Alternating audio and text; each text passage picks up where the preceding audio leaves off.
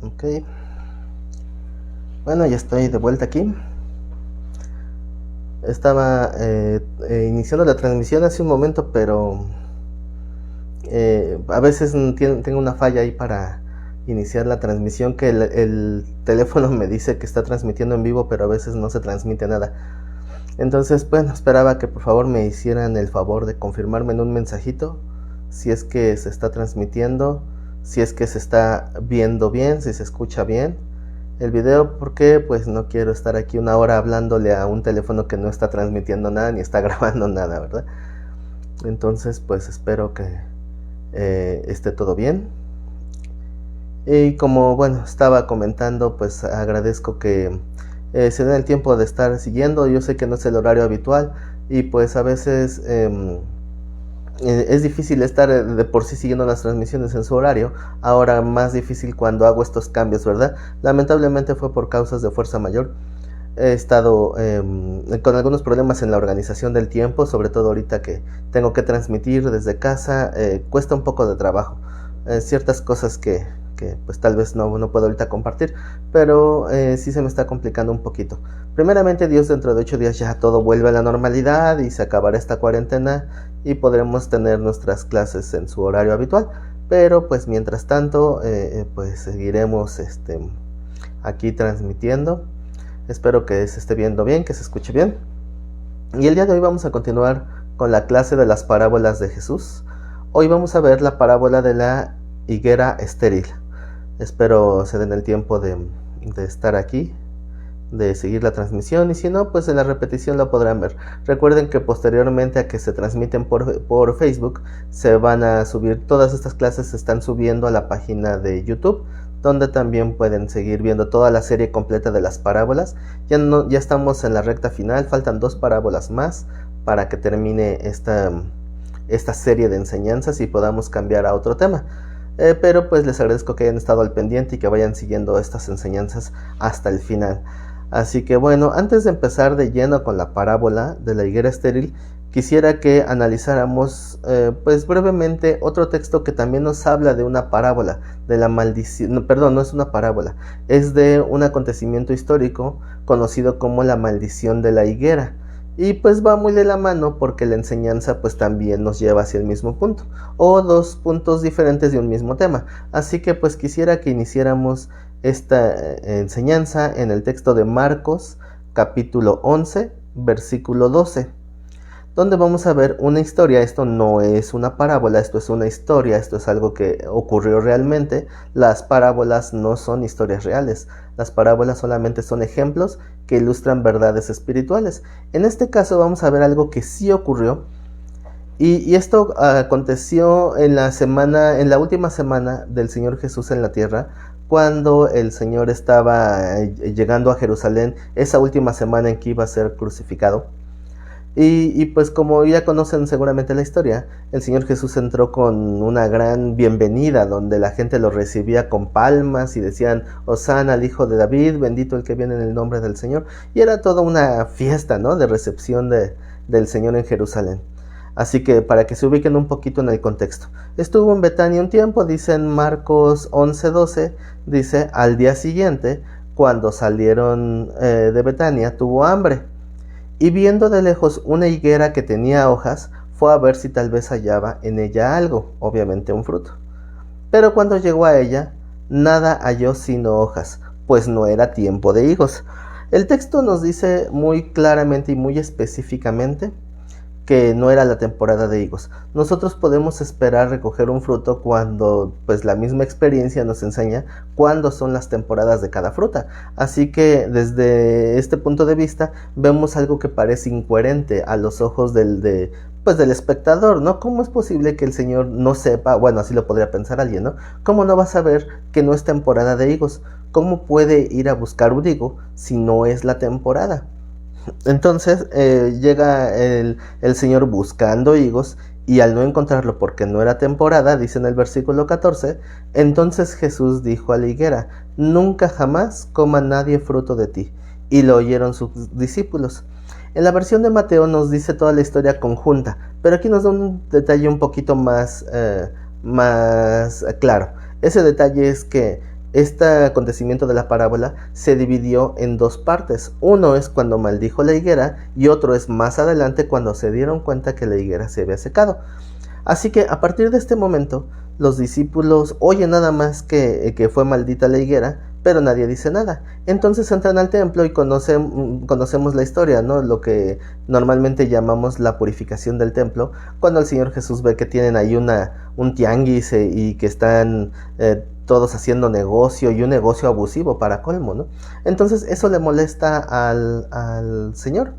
Y pues los corre, ¿no? Hace un azote de cuerdas que ya hemos hablado y estudiado y analizado, que realmente no golpeó a nadie ese día, sino lo que hizo fue hacer un azote de cuerdas para sacar al ganado que estaba ahí, de los vendedores. Eso hizo un alboroto y entonces le preguntaban al Señor que con qué autoridad hacía estas cosas. Él decía que mi casa será llamada casa de oración, y en fin, es una historia que yo creo que se la saben de memoria, porque incluso pues la ponen en todas las películas de la vida de Cristo, ¿verdad? Así que bueno, ya más o menos tienen la idea. Pero no nos vamos a centrar en esa parte, ¿no? Que ya lo hemos estudiado en otras ocasiones. El punto es que cuando sale de ahí, cuando pasan otra vez por ahí por la higuera, es cuando ven que la higuera se secó. Vamos al versículo 20, Marcos 11:20, que dice: pasando por la mañana, vieron que la higuera se había secado desde las raíces. Entonces Pedro, acordándose obviamente de que había sido maldita por el Señor, le dijo: Maestro, mira, la higuera que maldijiste se ha secado. Aquí, a partir de la respuesta del versículo 22, es donde entra una interpretación muy equivocada, que es muy factible que se enseñe mal. ¿Por qué? Porque no se analiza el contexto. Recuerden que una de los requisitos más básicos de la hermenéutica es considerar los dos contextos, el contexto inmediato y el contexto general. Ambos son importantes para entender pues un texto, ¿no? Para interpretar un texto. Si nosotros no tomamos en cuenta estos argumentos o estos contextos y tomamos en cuenta un prejuicio de lo que es la fe y el poder de la fe, eso nos hace pensar una interpretación diferente a este pasaje. Les voy a explicar por qué.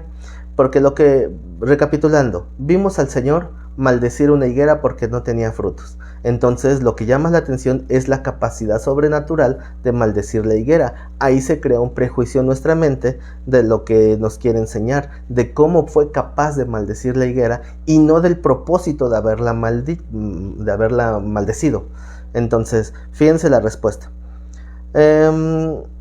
Dice en el versículo 22, respondiendo Jesús les dijo: tened fe en Dios, porque de cierto os digo que cualquiera que dijera a este monte, quítate y échate en el mar, y no dudare en su corazón, sino creyere que será hecho lo que dice, lo que diga será hecho.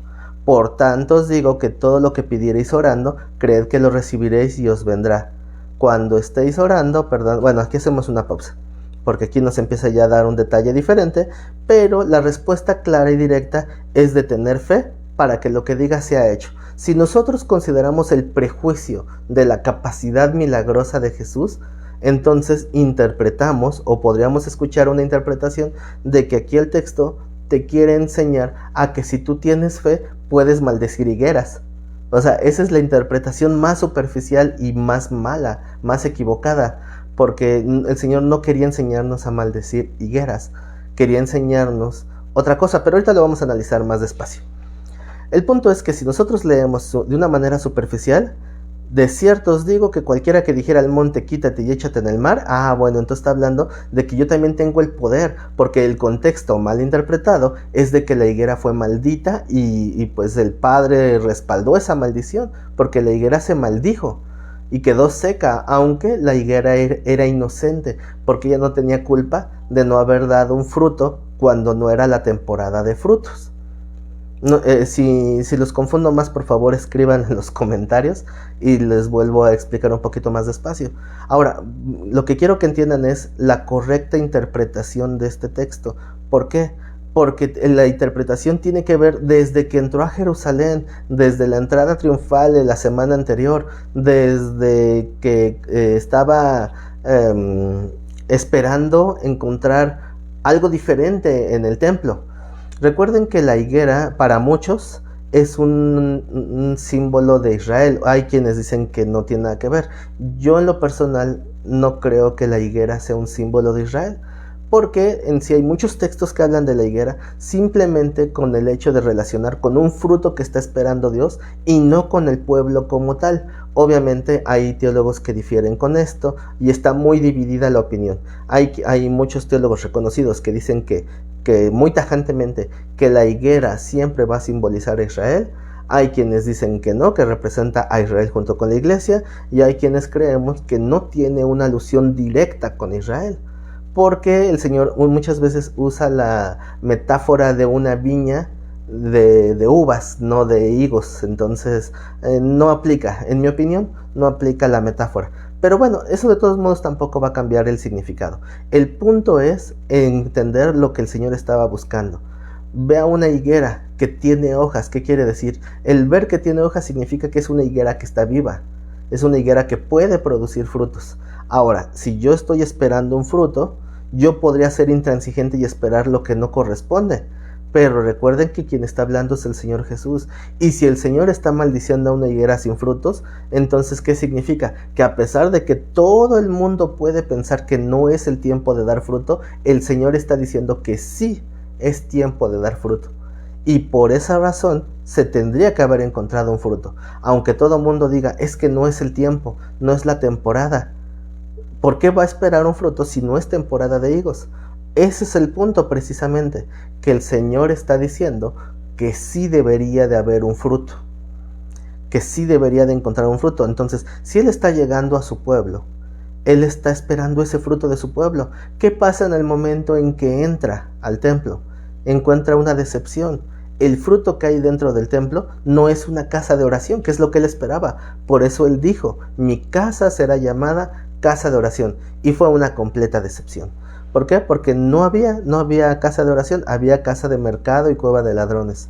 Entonces no encontró el fruto que estaba esperando. Se veía con vida, se veía como la higuera con hojas, que estaba viva, pero a final de cuentas no había un fruto que Él quisiera.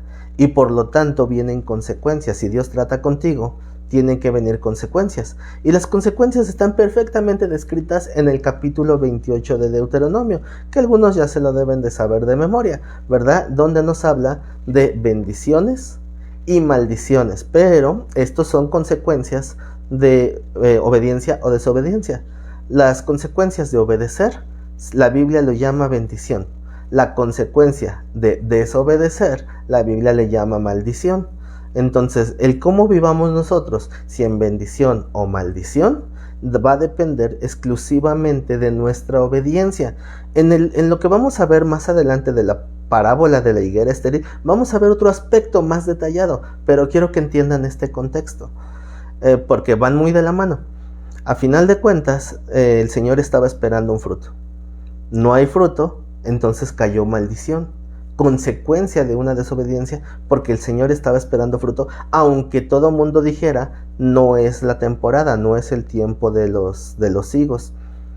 Así que por eso es que hubo ese fruto. Entonces cuando el Señor responde más adelante, Pedro le dice, mira Señor, la higuera que maldijiste se ha secado. O sea, es decir, la maldición tuvo un efecto sobre él. La respuesta de Jesús entonces debemos de interpretarla no desde el contexto de la maldición de la higuera, sino en el contexto de el Señor quiere fruto. O sea, ¿por qué dice entonces la primera respuesta que les da el Señor es tengan fe en Dios? Si se dan cuenta, es una expresión confrontadora y directa a los discípulos. ¿Por qué es tengan fe en Dios? ¿Porque ellos querían maldecir higueras? No, porque ellos son los que estaban en esa expectativa de dar fruto. El Señor estaba esperando fruto de ellos y por eso les pide, quiero fruto. Pero Señor, ya se secó la higuera. Ustedes tengan fe en Dios. Fe no de que las higueras se sequen, fe en que ustedes van a dar fruto, aunque sientan que no es el tiempo. Este es el mal de muchos cristianos, sienten que no es el tiempo de dar fruto, cuando dice el Señor, levanten los ojos y miren que la mies está madura. O sea, el tiempo es ya. Ese se ha convertido en un pretexto, y lo hemos estudiado en muchos otros temas. Se ha convertido en un pretexto de los cristianos el decir, en el tiempo del Señor. Es una manera de decir, no estoy preparado, pero me justifico en Dios. No, Cuando el Señor pone una necesidad delante de nuestros ojos, es simplemente porque el tiempo ya llegó. O sea, no hay más, no hay pierde. Si Dios nos permite ver una necesidad y poder suplir esa necesidad, significa que el Señor ha mostrado que es el tiempo de dar un fruto. ¿Cuánta gente dice, es que yo no quiero predicar porque tengo miedo de decir algo equivocado? La respuesta es fácil, habla de lo que sí sabes, no de todo lo que no sabes, porque saber toda la Escritura, saber toda la Biblia, no te va a alcanzar una vida entera. O sea, no te va a alcanzar. ¿Cuánto tiempo te gusta que lleves ahí en la Escritura? ¿1 año, 3 años? ¿Cuánto tiempo llevas estudiando? ¿Cuánto tiempo crees que te falte para conocer el 100% de la Escritura? Falta un montón. Yo llevo estudiando la palabra como 20 años y sé que me falta muchísimo. Es muchísimo lo que falta. Y no es tan fácil el poder decir, yo ya tengo el conocimiento de la Biblia. Y alguien que lo dijera sería la evidencia de que no sabe nada. Porque el que cree estar firme, mire que no caiga, y el que cree que sabe algo, no sabe como debiera saberlo. No debemos de confiar en nuestra propia sabiduría, en nuestra propia prudencia. Así que conforme vamos aprendiendo, es lo que vamos hablando. Si alguien me pregunta de un tema que no sé, ¿qué le puedes decir? No tengas miedo en decir no sé.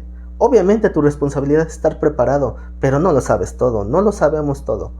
Tenemos que tener humildad y decirle a la gente, ¿sabes qué? Ese tema no lo sé, pero lo voy a investigar. Deja pregunto, déjalo estudio y te voy a decir, te voy a dar una respuesta. Pero no tiene caso hablar de cosas que no sabemos, porque podemos ser piedra de tropiezo o confundir a alguien con herejías, con cosas que no están bien. Por eso es que hay que tener mucho cuidado. No vaya a ser que caigamos en ese error tan terrible de estar diciendo herejías por no querer admitir que no sabemos algo. Así que tampoco dejes que te frene y que entonces no digas nada, porque siempre nos vamos a los extremos. Como yo sé que no sé nada, mejor no digo nada. Y no, tenemos que dar un fruto. Además que el fruto no es solamente el hecho de predicar, el fruto es qué tanto estás reflejando a Cristo en tu vida. Recuerden el fruto del Espíritu Santo: amor, gozo, paz, paciencia, benignidad, bondad, fe, mansedumbre, templanza. Es un fruto que el cristiano tiene que ir poco a poco desarrollando y mostrándolo a la gente. Si tú llevas 5 años, 6 años, 7 años de cristiano o supuestamente, pero no das nada de evidencia de ese fruto, entonces algo malo está pasando. Tal vez estás como esa higuera, ¿no? Que se ve viva, que tiene hojitas, pero todavía no da fruto. Y el Señor está esperando que ya demos fruto. Entonces, ¿qué es lo que hay que hacer? La respuesta del Señor es: tengan fe en Dios. Porque de cierto os digo que cualquiera que le dijera al monte, quítate y échate en el mar, y no dudar en su corazón, sino que creyere que será hecho lo que dice, lo que diga será hecho.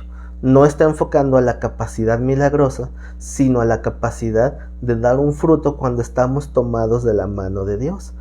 ¿Por qué? Porque si tú tienes fe, por poner un ejemplo tal vez un poquito más exagerado, ¿qué tal si te llaman a las 2 de la mañana un familiar o amigo para pedirte que hagas una liberación porque fulano ya se enchamucó?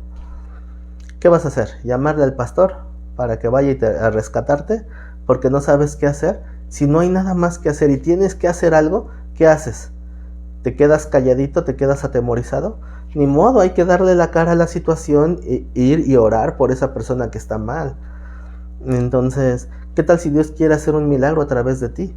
Al final de cuentas, la capacidad no es tuya, la capacidad es de Dios. Lo único que necesitas es tener fe. ¿Para qué? Para que si le dices al monte que se mueva, se va a mover. ¿Por qué? Porque no eres tú, no es tu capacidad, es Dios obrando a través de ti. Tú solamente disponte como un instrumento útil en las manos de Dios para que Él pueda obrar a través de ti.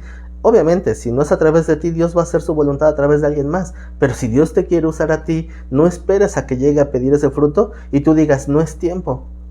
Porque Dios podría mandar una maldición. ¿Por qué? Porque el tiempo es ya. Recuerden que está mal enseñado eso del kairos, del tiempo de Dios, que es que si las cosas se dan, es que era el tiempo de Dios. Si las cosas no se dan, no era el tiempo de Dios. No, eso es mentira. Si el Señor te pone una necesidad ante tus ojos, es porque tienes la capacidad de suplirla, de una o de otra manera. Pero puedes hacer algo. No vas a hacer lo que no está en tu mano hacer, pero sí va a haber algo que está en tu mano. Como en alguna ocasión les comentaba, ¿qué pasa si ves a alguien mendigando en la calle? ¿Qué es lo correcto? darle dinero, darle comida, darle un folleto evangelístico, darle la palabra, ministrarle. O sea, ¿qué es lo correcto? Algunos dicen, si yo puedo, pues le doy de comer. Otros dicen, no, lo que necesita es palabra de Dios, voy a darle una Biblia. Otro dirá, ¿qué tal si no sabe leer? Lo que necesita es ministración. Bueno, Dios pone necesidad en nuestros ojos. Esa necesidad que tú notaste es la necesidad que tú tienes que suplir, no la demás. Tal vez no te sientes preparado para ministrarle, para, no sé, orar por él y que esa persona pueda ser restaurada o sanada, no sé. Pero tal vez sí estás ahí para poderle acercar un plato de comida. Y esa es la bendición que pues Dios te puede dar, ¿no? O sea, de usarte en ese objetivo.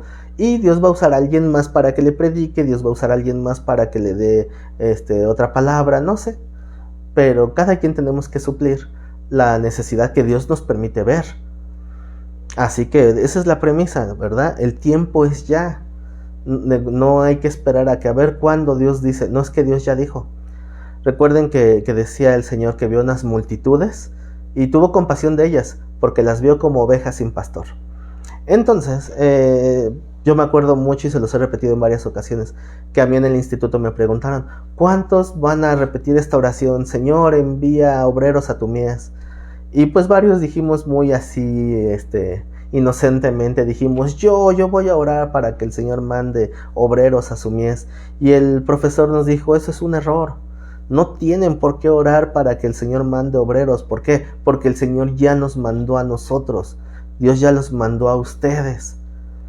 O sea, no le digas que mande obreros, porque ya te mandó a ti, mejor ve y obedece.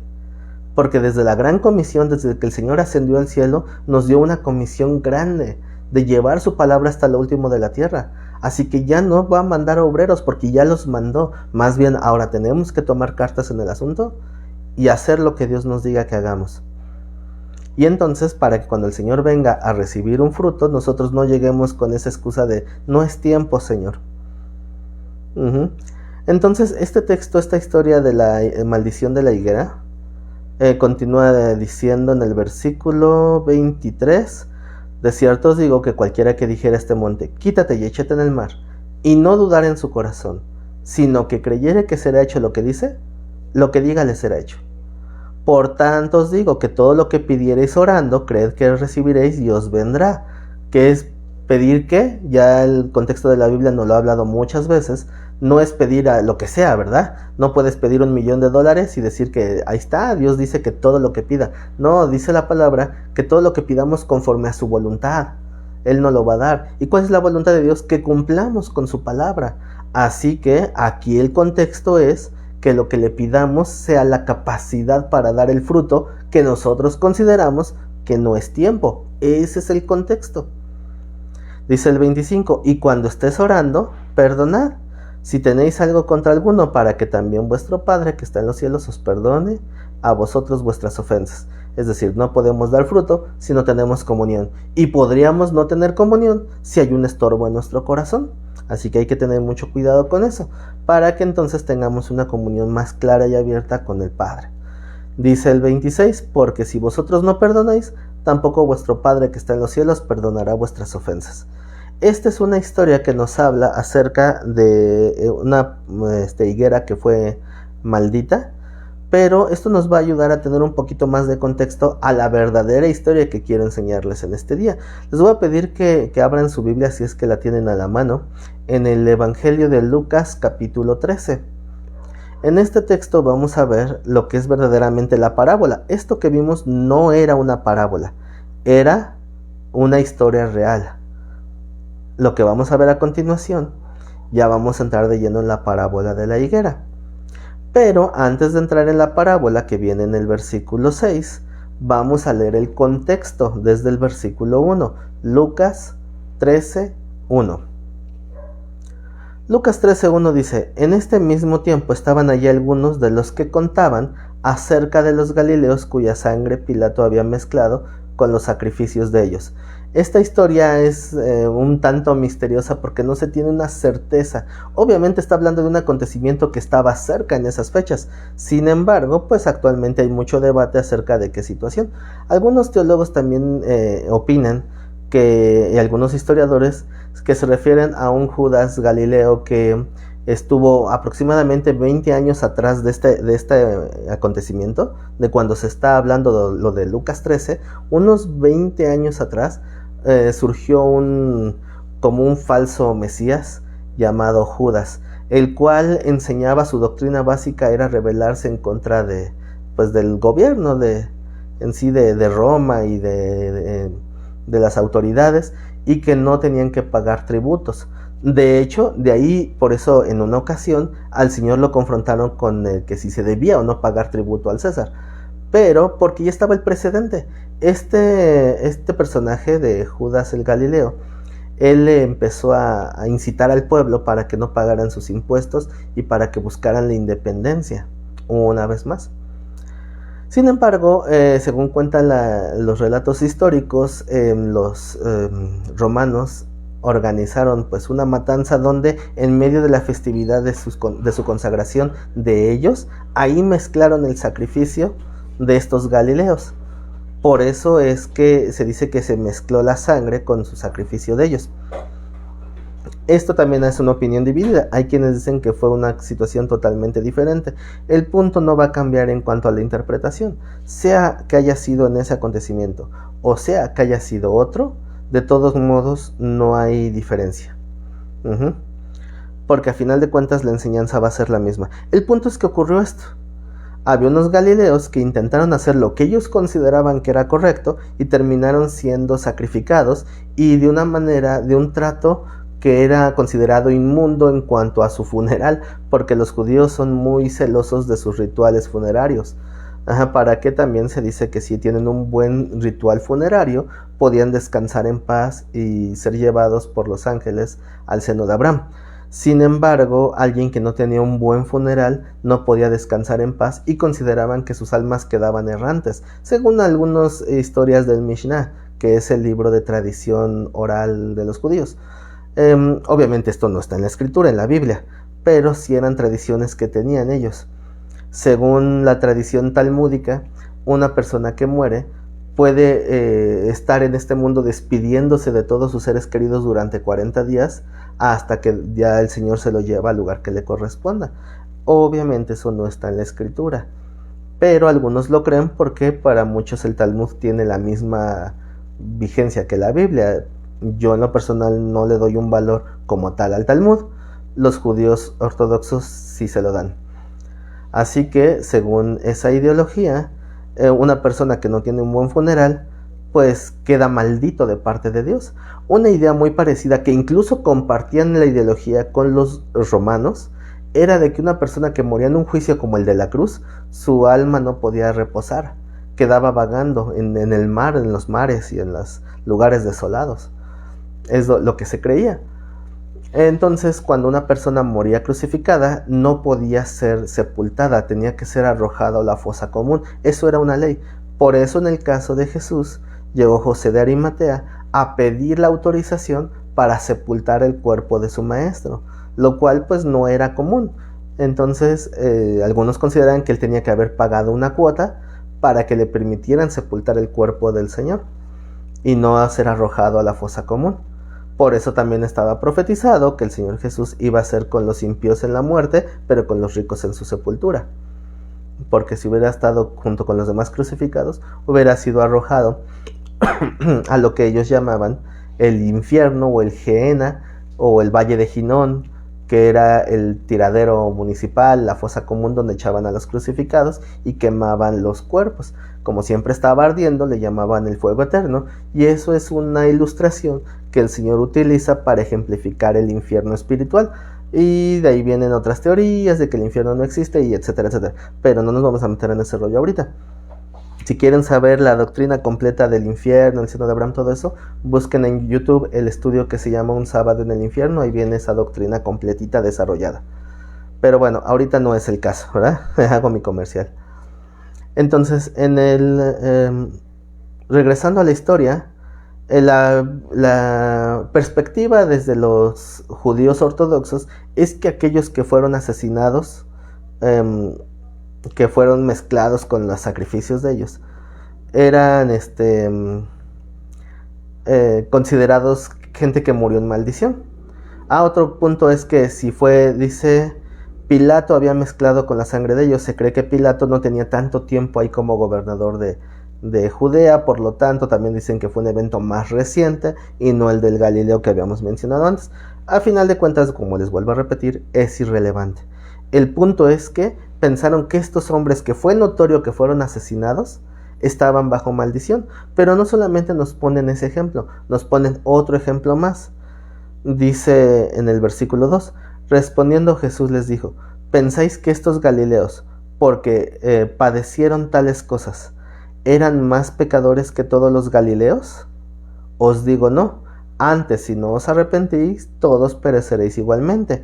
Y aquí viene el segundo ejemplo en el versículo 4. O aquellos 18 sobre los cuales cayó la torre de Siloé y los mató, ¿pensáis que eran más culpables que todos los hombres que habitan en Jerusalén?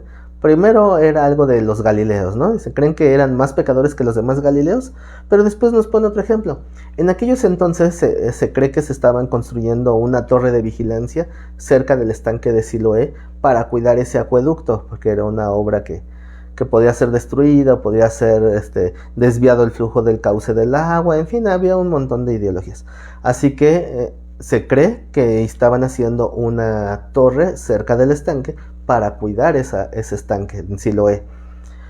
Por ahí del año 1415, por ahí, no recuerdo muy bien, no estoy muy seguro de este dato, pero se descubrieron ahí en unas excavaciones cerca del estanque de Siloé, se descubrieron lo que eran los cimientos para construir una torre de vigilancia, lo cual se cree que pudo haber sido esta torre de Siloé, lo cual actualmente no tenemos ningún dato histórico. ¿Por qué? Porque es una torre que nunca llegó a término, porque se derrumbó.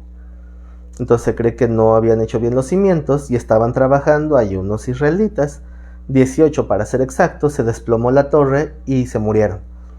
Entonces esto también hace pensar que fue una maldición de Dios, no solamente en aquellos entonces, también en el tiempo actual se tiene un prejuicio acerca de la forma de morir, que si tú estás en comunión con Dios, tienes que morir de anciano y tienes que morir así en lo que llaman buena vejez, rodeado de tus nietos y bisnietos, con un vigor en tu cuerpo, te despides de todos, te duermes y te vas con el Señor.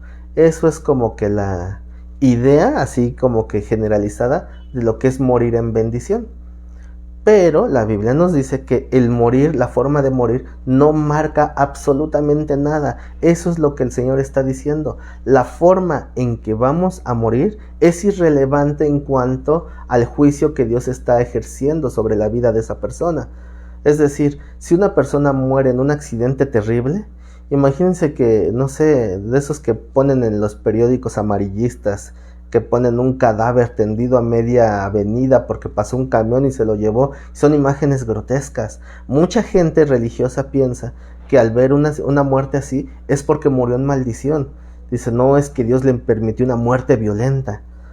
Y como si eso fuera una señal de una vida de condena. Y no necesariamente. No sé si qué tan familiarizados están con la historia de Zafira y Ananías. Era un matrimonio del primer siglo que ellos vieron que la iglesia tenía todas las cosas en común. Entonces mucha gente, como tenían persecución, muchos de los cristianos más comprometidos vendían todas sus posesiones materiales y todo se lo ofrendaban a los apóstoles para que ellos administraran esos recursos y vivir con ellos. O sea, se apartaban de toda la sociedad. Entonces muchos empezaron a hacer eso. Este matrimonio, Zafira y Ananías, dijeron, tenemos ahí un terrenito, vamos a donarlo a la iglesia.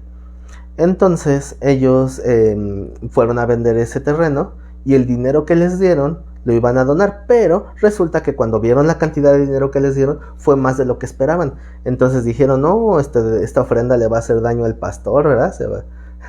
Se le vaya a corromper, ¿verdad? Tanto dinero. Entonces ellos decidieron quitarle una parte para guardársela a ellos.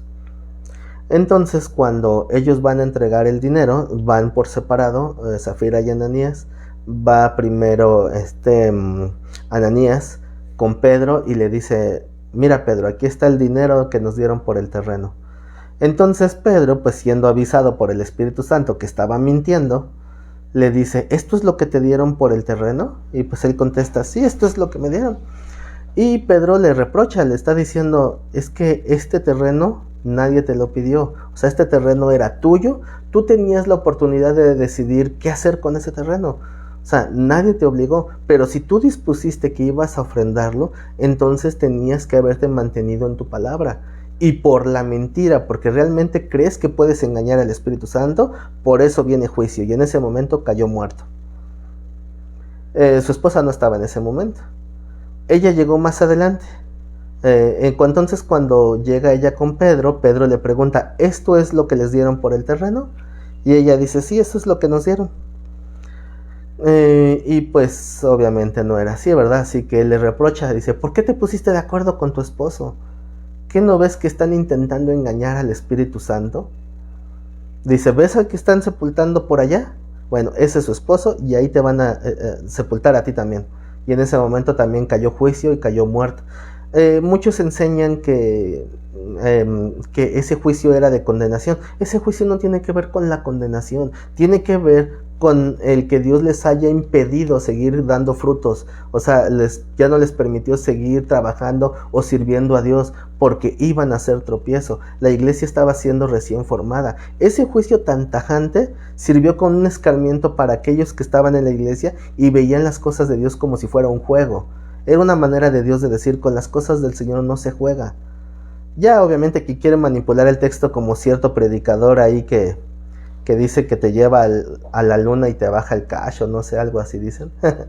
Hay un predicador por ahí que dice que Dios respaldó el juicio de Pedro porque no quisieron dar dinero. No, el texto lo explica bien.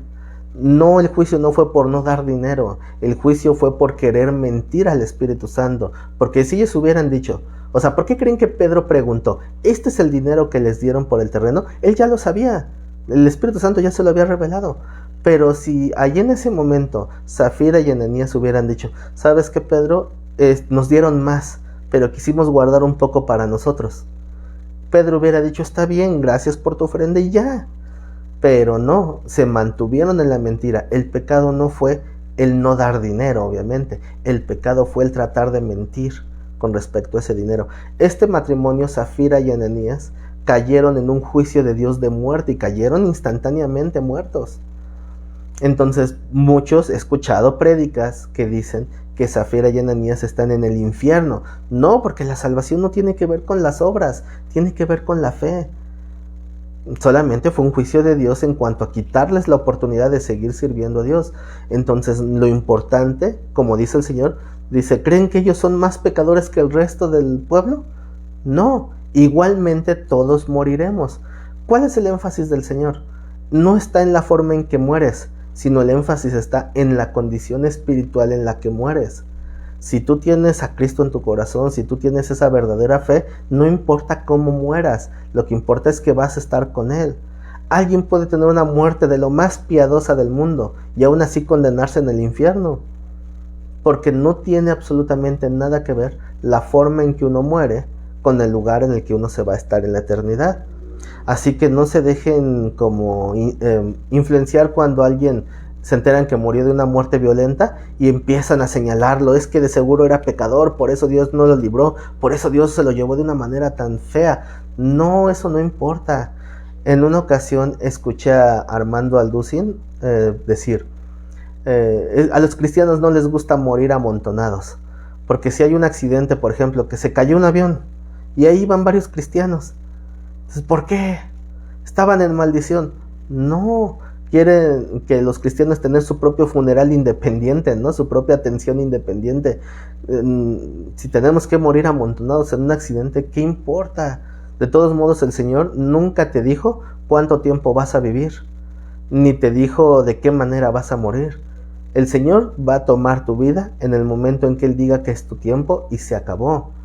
Y no tiene que ser en una vejez avanzada.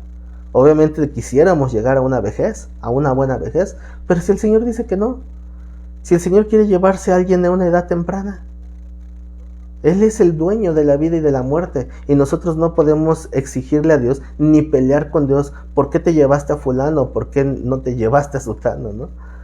Dios va a tomar la vida de quien Él quiera cuando Él decida, porque a todos nos va a llegar al final. Lo que importa es ser agradecidos por el tiempo en que tenemos.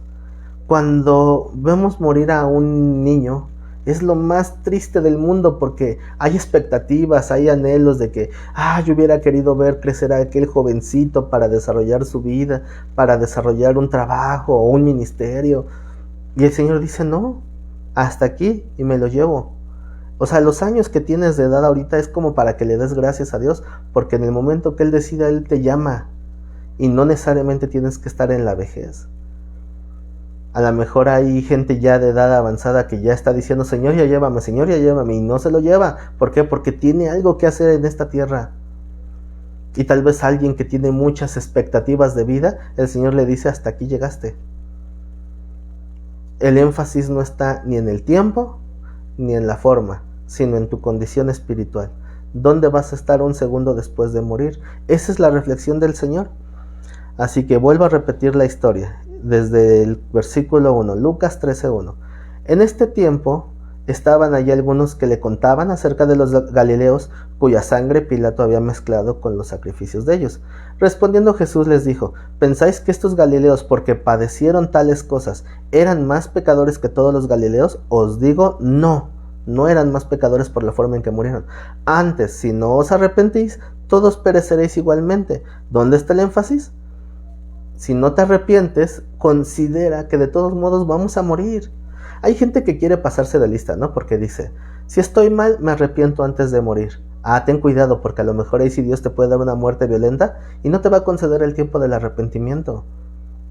No importa la forma en que mueres, lo que importa es que estés valorando tu comunión con Dios ahorita que estás vivo, porque una vez pasada la hora de la muerte, lo único que queda es el juicio. Así que aquí es donde nosotros decidimos dónde vamos a estar la eternidad, si en salvación o en perdición. Todo depende de nuestra fe, y una fe bien planteada, obviamente. Entonces dice en el versículo 3, os digo no, antes si no os arrepentéis, todos pereceréis igualmente. O aquellos 18 sobre los cuales cayó la torre de Siloé y los mató, ¿pensáis que eran más culpables que todos los hombres que habitan en Jerusalén?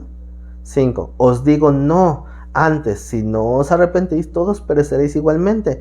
Y esta reflexión de la calidad que tenemos en nuestra vida, de qué es lo que estamos teniendo en comunión con Dios, este es el preámbulo o el parámetro para poder iniciar la parábola. Así que después de este pequeño tiempo de reflexión, ahora sí vamos a iniciar ya con lo que es verdaderamente la parábola. En el versículo 6, dijo también esta parábola, que obviamente es consecuencia de la confrontación anterior. Tenía un hombre una higuera plantada en su viña. Recuerden la historia anterior de la higuera. Y vino a buscar fruto en ella y no lo halló. Y dijo al viñador, o sea, ¿quién dijo a quién? El dueño al encargado de cuidar ese lugar. Se entiende que una viña es un lugar que está diseñado para producir ganancias. O sea, no es un jardín. No se considera desde la perspectiva de que voy a sembrar un higo y a ver si me da higos algún día. No, una viña es un lugar que tiene que producir como negocio. O sea, uno hace esto, siembra esa tierra y cuida esa tierra para esperar recibir fruto de la tierra. Entonces la perspectiva no es de que a ver qué sale, es de que o me da un fruto o tengo que ver cómo arreglo la situación, porque esta viña me tiene que producir ganancias. Entonces, bueno, esa es la parábola. Dice, tenía un hombre una higuera plantada en su viña. Vino a buscar fruto en ella y no lo halló. Y dijo al viñador, he aquí, hace 3 años que vengo a buscar fruto en esta higuera y no lo hallo. No sé si se acuerdan comparando con la historia de la otra higuera, pero esto de la purificación del templo que pasó entre la maldición de la higuera, la Biblia nos lo narra en 2 ocasiones diferentes. El primer año que Jesús fue a Jerusalén, ya como maestro, porque él iba cada año, pero ya como maestro, el primer año como maestro entró y sacó a los cambistas. Y el tercer año que fue, también lo sacó. Algunos comentaristas bíblicos sugieren que posiblemente los 3 años del ministerio terrenal de Jesús ocurrió lo mismo de la purificación del templo, pero se mencionaron solamente en los escritos de los evangelios, solo el del primer año y el del tercer año. Pero no se les hace coincidencia, hace 3 años que vengo a esta higuera a buscar frutos. Ahora recordemos que en numerología el número 3 representa el tiempo en que se debe de cumplir un propósito de parte de Dios. En la cultura judía se le llama Tekufá, que significa un tiempo de 3 etapas o un tiempo de 3 pasos. Así que se esperaba que el pueblo ya diera un fruto. Vino 3 años a buscar fruto en esta higuera y no encontró nada. Yo creo que es suficiente tiempo. Esto se entiende que ya no es solamente como en la historia anterior, donde dice no es la temporada de higos. Aquí estamos hablando de 3 años, donde vengo a buscar fruto y no encuentro fruto en mi higuera. Entonces dice, ¿qué hay que hacer? Pues hay que cortarla. ¿Por qué? Dice en el versículo al final del 7, ¿para qué inutiliza también la tierra? Inutilizar la tierra también en el original significa desperdiciar la virtud de la tierra, es decir, una tierra fértil que puede nutrir a alguien que dé fruto y no lo está dando, o sea, a una planta que realmente produzca. Transmisión, creo que hay problemas ahí con la señal, esperemos que ya esté bien. Ahí díganme ahí si se quedaron a la mitad de algo. Creo que falló ahí la señal. Bueno, le estaba yo diciendo, el decir el Señor que para que uno inutiliza también la tierra, tan clave de esta pregunta es que a lo mejor podemos tener un lugar donde pueden aprender más y no aprovecharlo. Es como aquellos que vienen al instituto y tienen una oportunidad de recibir enseñanza que tal vez otros no tienen. Tal vez hay gente que ha padecido por tratar de buscar un lugar donde se pueda educar teológicamente y no lo encuentra, y entonces decir, bueno, ¿para qué está ocupando un lugar que no está aprovechando? Podríamos dejar que alguien más tome ese lugar y pues dé verdaderamente fruto. Entonces eso es lo triste, ¿no? Que algunos no saben aprovechar lo que Dios les está nutriendo, que Dios les da la oportunidad de tener un lugar donde sean sembrados, donde sean cultivados, donde puedan dar el fruto, donde se les está nutriendo para dar fruto, y resulta que no lo dan. Entonces no vaya a ser que el Señor llegue a pedir fruto y tú digas no es temporada, no es tiempo. ¿Por qué? Porque a lo mejor el Señor pueda querer desarraigarte y darle la oportunidad que Dios te está dando a ti, o sea, dársela a alguien más. Entonces no hay que desaprovechar esos nutrientes que Dios nos está dando, la oportunidad de estudiar, incluso la oportunidad de tener hoy un medio de transmisión que está fallando, ¿verdad? Pero bueno, tener la oportunidad de compartir la palabra a la distancia. Tal vez ahorita pues me encuentro aquí enclaustrado en 4 paredes debido a que me enfermé. Sin embargo, tenemos esta oportunidad de compartir la palabra a través de la distancia. Esa es una gran bendición que tal vez en otros años no se tenía. Hoy podemos transmitir en vivo y compartir la palabra, compartir la enseñanza. Claro que muchos lo toman incluso de una peor manera. Hay gente que dice, si estas clases son gratis y abiertas a quien sea, es porque no es de buena calidad la enseñanza. Porque una enseñanza de calidad cuesta. Pues yo creo que la salvación cuesta más y de todos modos Dios nos la regaló. Entonces hay que dar de gracia lo que de gracia recibimos, pero hay que valorar la oportunidad que tenemos. Porque recuerden que tener un estudio en un instituto bíblico es costoso, es muy costoso. Te cobran inscripción, te cobran mensualidad, te cobran los manuales, te cobran los exámenes y los pasajes que tienes que pues cubrir. Entonces yo no pude estudiar de una sola en el instituto, tuve que estudiar en 3 institutos diferentes porque no tenía dinero. Entonces es aprovechar esta oportunidad que tenemos de estudiar la palabra, porque hay gente que sí tiene ese anhelo de aprender, ese anhelo de estudiar, y se menosprecian estas oportunidades porque están abiertas. Quien sea ahorita puede abrir el enlace de la transmisión y tomar una enseñanza, tal vez una enseñanza por la cual yo sí tuve que pagar dinero. pero el objetivo no es recriminar ni echar en cara nada. El objetivo es pedirles que valoren estos nutrientes, este alimento espiritual que tal vez otros no tuvieron o no tienen. ¿Por qué? Porque para muchos la enseñanza tiene un valor económico. Yo creo que si es de Dios no tiene por qué haber un cobro como tal, pero no vaya a ser que el Señor venga a ustedes como esa higuera y pues digan, bueno, ¿de qué te sirve estar en el instituto bíblico? No estás aprendiendo nada, no estás aprovechando nada, mejor voy a quitarla de este campo.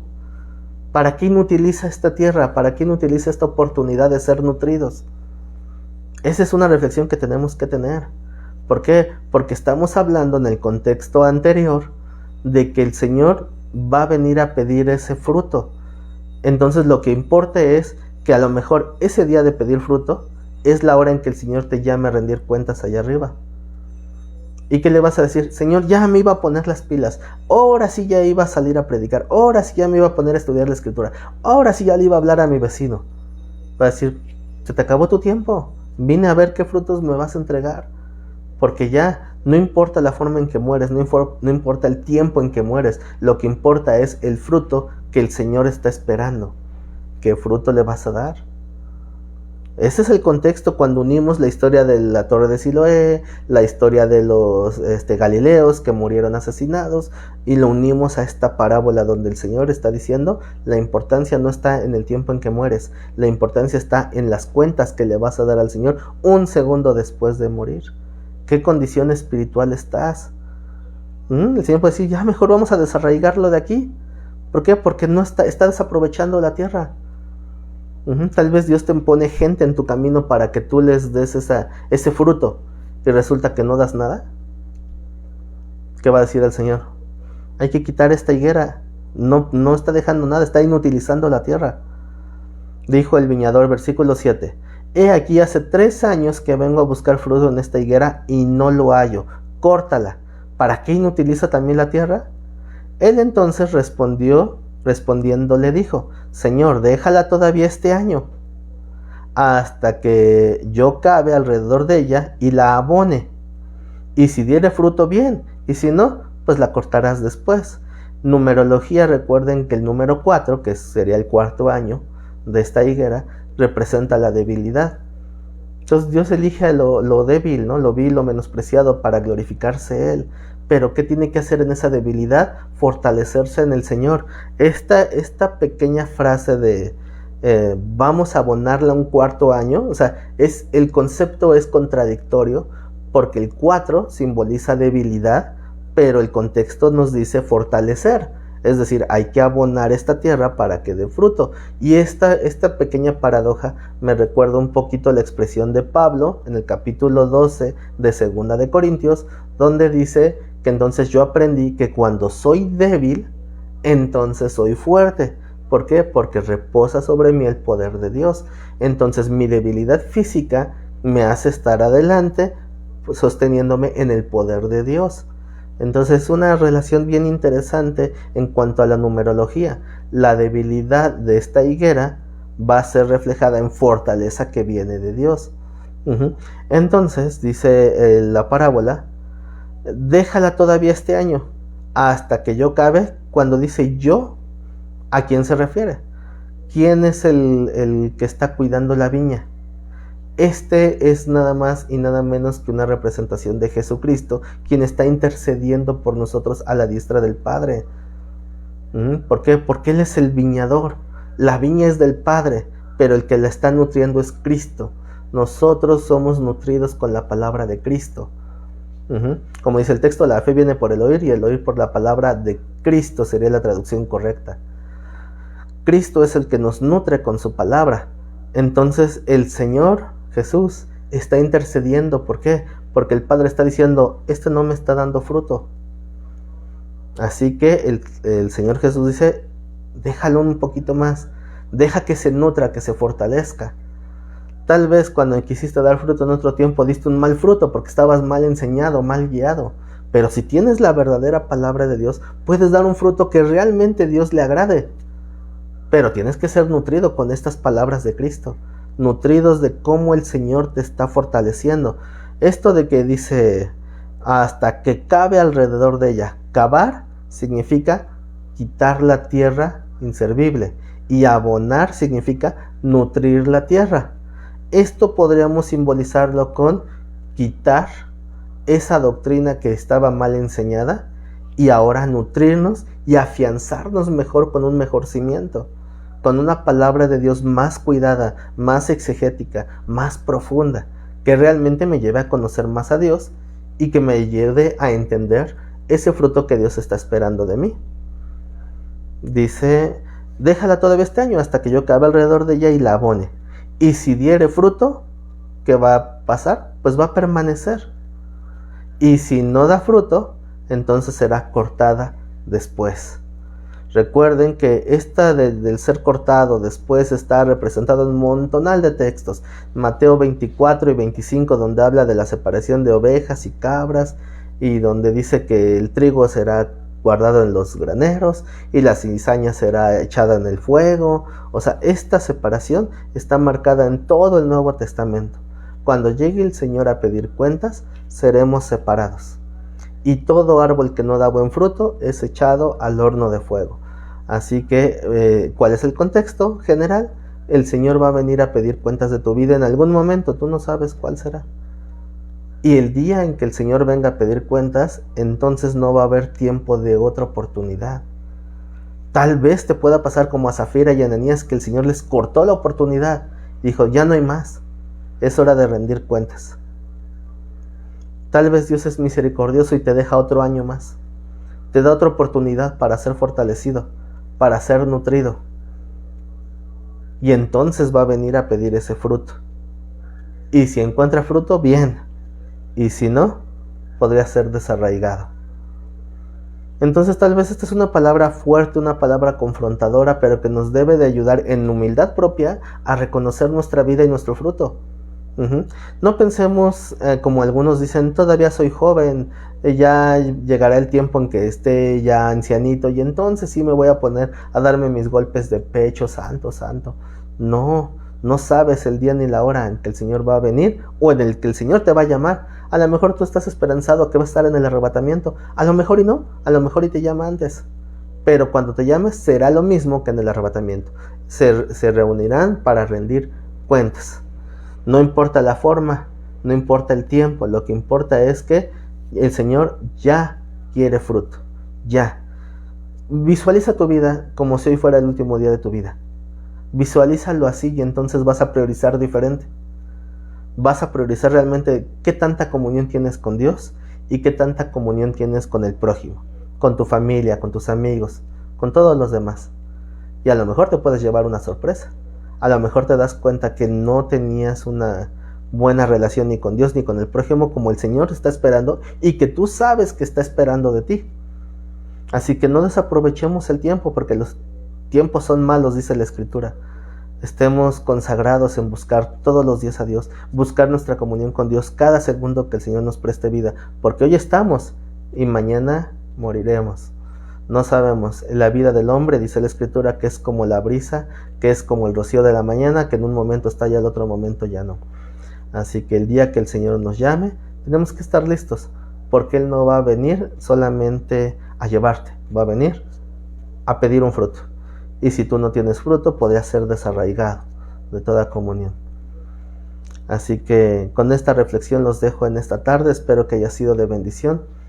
Les agradezco a aquellos que pues de una manera inesperada, porque no había avisado antes este horario, pues pudieron estar aquí acompañándome en la transmisión. Les agradezco ese esfuerzo que hicieron en estar aquí. Si Dios nos lo permite, la próxima semana regresamos a todos nuestros horarios normales, las reuniones normales. Por favor, no permitan que se enfríen, no se aparten. El hecho de que no podamos congregarnos ahorita, que no sea una oportunidad para la tentación de apartarse o de enfriarse en su habitación a puerta cerrada. Oren a Dios, pongan alabanzas, cántenle de todo corazón al Señor. No permitan que llegue ese enfriamiento a su corazón. Y si Dios lo permite, ya estaremos reuniéndonos en un futuro una vez más como congregación, en un mismo espíritu y en un mismo sentir. Por lo pronto me despido, como siempre pues les pido ahí de su apoyo, dejando ahí un like, dejando un comentario y pues compartan estos videos ¿verdad? Si Dios lo permite, estaremos transmitiendo. La próxima transmisión será el día sábado a las 2 de la tarde, la clase de armonía de los evangelios. Si Dios nos presta vida, ahí estaremos. Que Dios me los bendiga y nos vemos hasta entonces.